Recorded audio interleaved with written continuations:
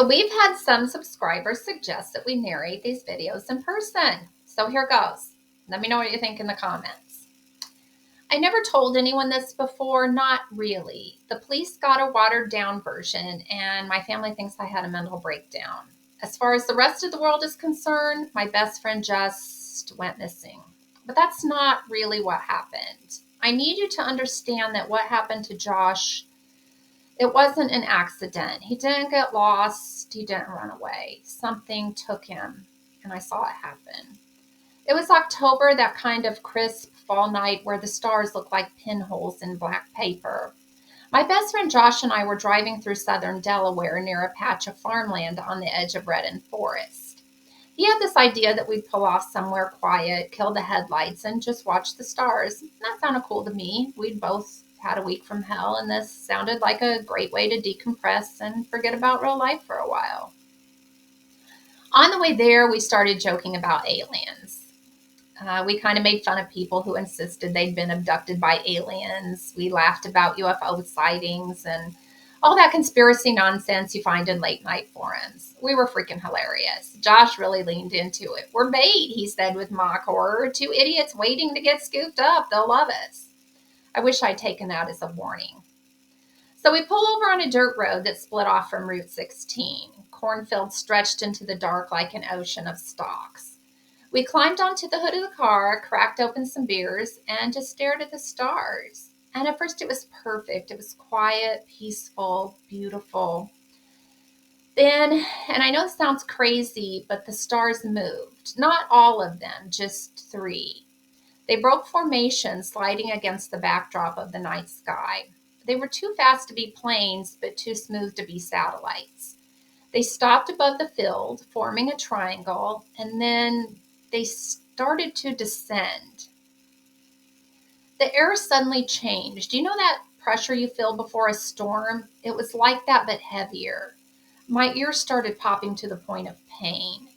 The car radio clicked on by itself, hissing with static. I could feel the goosebumps start on my arms, making their way down my entire body.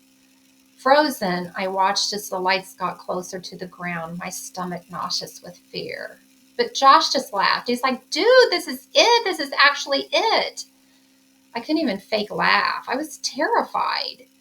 The lights hit the field and flared, and for a second, it looked like the entire cornfield was on fire with white light. And then shapes stepped out of the light, and whatever the hell they weren't human. They were too tall, too thin, and horrifyingly wrong. They didn't walk the way people walk. It was like their joints bent too many ways. They were like puppets on a string. But in spite of this, they glided more than stepped. Their skin was pale, translucent, and it shimmered like something caught between solid and liquid. And their faces, oh God, their faces. At first they appeared featureless, like mannequins. But then the features would slide into place, rearranging, then melting. One moment a blank slate, the next a mouth too wide, a nose too sharp, eyes like black pits. They didn't seem to look at us. It felt like they looked through us. I heard Josh whisper, "Holy shit." I said nothing. I was still frozen in place. And that's when it started. The sound. You could feel it. It wasn't loud, not like a roar. It was inside me, like a vibration in my bones, my teeth, my skull. Like a low hum that sank into my body and made it impossible to think. I wanted to run. Every muscle screamed at me to run, but my legs wouldn't work. I was frozen on the hood of the car, staring at the beings as they drew closer, the corn bending silently beneath them. And Josh, he slid off the hood of the car and started walking toward them. "Josh," my voice came out in a frantic plea. "Don't, please don't." He didn't even acknowledge me. His face was slack, his eyes blank, like he wasn't there anymore. And then the beings reached him. One lifted a hand, or something like a hand. It stretched, its fingers lengthening unnaturally, and then it touched him on the chest. Josh stiffened and then bent backward a bit. His mouth opened in a silent scream, and light poured out of him, and I swear to God, Light came out of his eyes, his mouth, his fingertips. It's like they were pulling the very essence of him out of his body. And then just like that, he was gone. He wasn't carried off or dragged. He was just gone. The space where he stood, it was collapsed, folded like a glitch in reality. 1 second Josh was there, the next, nothing.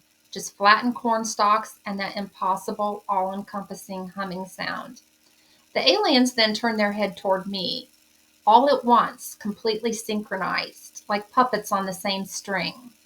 Then their faces shifted again. Now they all looked almost human. They looked like me. And that snapped me out of my stupor. And without thinking, I ran. I don't remember getting in the car. I don't remember starting it. I just remember the headlights cutting across the dirt road, the engine screaming, my hands white knuckling the wheel. I wanted to puke with fear, but I didn't have the luxury of time. In the rearview mirror, the lights drifted off the field, slowly, smoothly, rising back into the sky until they winked out. The humming in my bones, though, didn't stop until I crossed back into town. Unsurprisingly, the cops didn't believe me, and I can't blame them. They said Josh probably wandered off drunk, got lost in the forest, maybe fell in the river. Case closed. And his parents hate me. They think I left him out there, that I abandoned him. But I know what I saw, and I know what I hear at night. Sometimes when I'm trying to sleep, I hear that hum, that low, bone-deep hum. And every time I hear it, I wonder if Josh is still out there somewhere. Not dead, not alive, just elsewhere. Sometimes I dream about him. He's standing at the edge of my bed, eyes black, mouth stretched too wide, and when he opens it, light pours out. The worst part? He's smiling. Hey, if you like this video, please like and subscribe. Thank you.